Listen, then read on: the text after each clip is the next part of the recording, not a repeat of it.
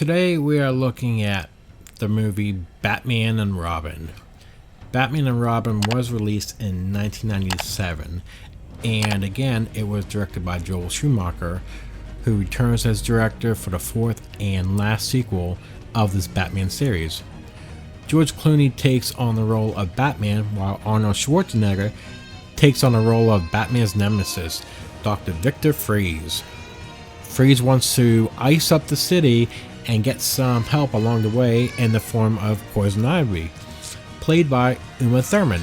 So this movie had an all-star cast at the time. You had George Clooney coming off of VR, Arnold Schwarzenegger, big action star at the time. Uma Thurman was getting big. She was pretty big at the time. I believe she just won an Oscar for something. So you had an all-star cast in this movie, and so what could possibly go wrong? Well, absolutely everything. The first thing I will say about Batman and Robin, this movie is the worst Batman movie of them all, hands down. It is just a piece of crap. There's no amount of nostalgia or good memories of this movie will change that. It is simply awful. It's kind of hard to watch simply because of how over the top and cheesy this movie is, from the over the top acting down to the absolutely terrible Batman jokes like the Batman credit card and Mr. Freeze's one-liners told by Arnold Schwarzenegger all throughout the entire movie. It's not that serious Batman movie we wanted, and it doesn't do the Batman character justice at all. Batman and Robin was really beyond over the top. The costumes were a bit silly, and the story was just too family friendly. This is Batman, the Dark Knight. It's not meant to be bright and so colorful. I couldn't believe Joel did this. I really wish I could get past this, but the acting was just so stupidly bad, and it's not true to Batman at all. The problem here was the story and setting just had nothing to do with the Batman truly is, and was just an excuse for Warner Brothers to spend lots of money and to make new toys. The casting itself had the potential to make a good film. George Clooney could have made a great Batman. He kind of had a square jaw, he's popular with the ladies. The only thing going against him was that he can't be too laid back. Maybe with a better script, he could have done the darker material. George Clooney, he just plays George Clooney in this movie, which is the road he usually takes, but this suave, dashing, and charming Batman seems more like Mystery Men's Captain Amazing than a Dark Knight. He doesn't even try to disguise his voice when he's Batman, he just sounds like George Clooney. There's Chris O'Donnell, the rebellion Robin, trying to break out from Batman's shadow. The only thing he really does is he acts like a child, pretty much through the entire movie.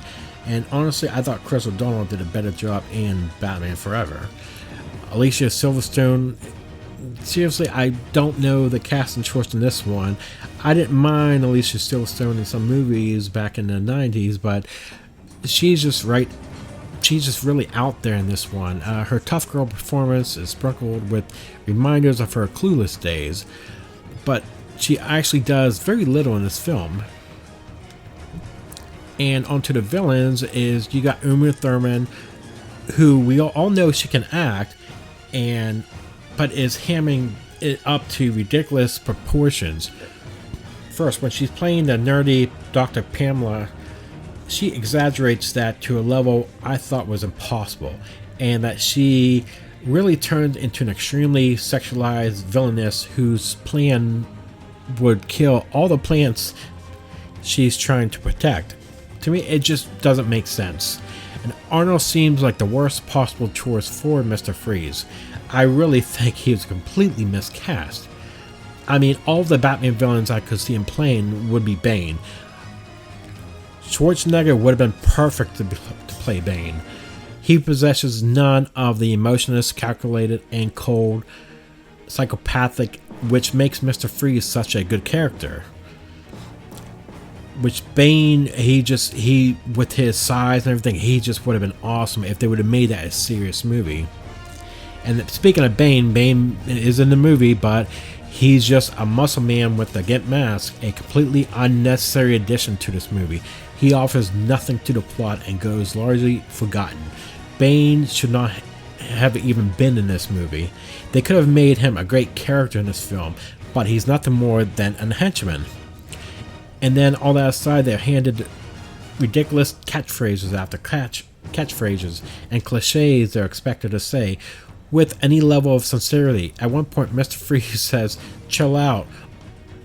Of all the way it sounds, Benson is not among them. Now, anyone who knows me, I am a huge Batman fan. And I remember seeing Batman Forever. I didn't like it as much as the first two, but I still enjoyed it way back in 95, and then 97 came out. I was so excited to see this, and after walking out of the theater, I was so disappointed. I knew right away within the first scene we were in trouble. I knew it was just going to be a bad movie. And this movie alone was the reason we didn't get another Batman movie for 8 years, because Batman and Robin failed completely and almost killed the entire franchise. Luckily, in 2005, Christopher Nolan gave us Batman Begins, which introduced the true Dark Knight and will lead to the greatest Batman movie ever made in 2008, Batman the Dark Knight.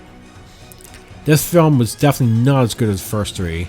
It could have been a lot better. In fact, it was just a piece of dog shit. Batman and Robin was a complete failure. The writing was complete foolish, the plot is bad, the characters are flat, and the dialogue is just horrible. And the acting is dreadful. Arnold is Arnold. Clooney is just... he doesn't really seem interested in being Batman. Silverstone is out of her element. Uma Thurman really overacts in this movie. And the sound effects are really silly, and then the editing is sloppy. The special effects are distractingly unconvincing. Meanwhile, although the production design may have sounded good on paper, it just looks cheap in practice.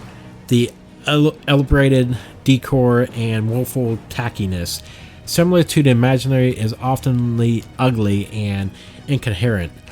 Despite its traumatic lighting and decent camera work, ultimately this comes down to Joel Schumacher's direction, because Batman and Robin is worse than the sum of its parts. The tone is erratic, the style is half-baked, and the overall mission is just misguided. The music score was just not as strong as the first couple films. The script was probably alright, it could have used a lot more work, and I didn't like the costumes that was used in the film. It had way too many bat nipples. I didn't mind Mr. Freeze too much, I just really think that Mr. Freeze was just miscast. Die-hard fans of Batman will be really disappointed with this movie. So Batman and Robin, I'm giving that a 1 out of 10. What did you think about Batman and Robin? Leave comments below to share your thoughts. That would do it for this review. If you like this review, give it a thumbs up. And don't forget to subscribe. So until the next review, have a great day.